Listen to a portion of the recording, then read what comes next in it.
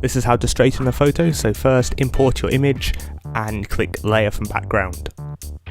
Next, we want to turn it into a smart object. This means that as we scale the image it won't lose any details. Next, we need to hold down the left mouse button on the eyedropper tool and select ruler.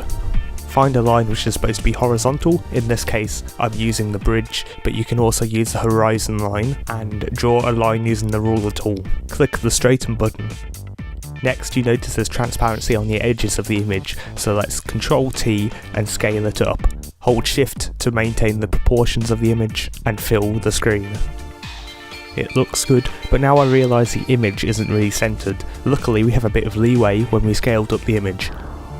So let's put on the ruler window and drag some lines to the middle. Now Ctrl T again and move it so it's in the centre. And that looks pretty good, so here's the final result. Thanks for watching all that lovely gumph, and please subscribe and like and all that lovely stuff. Goodbye.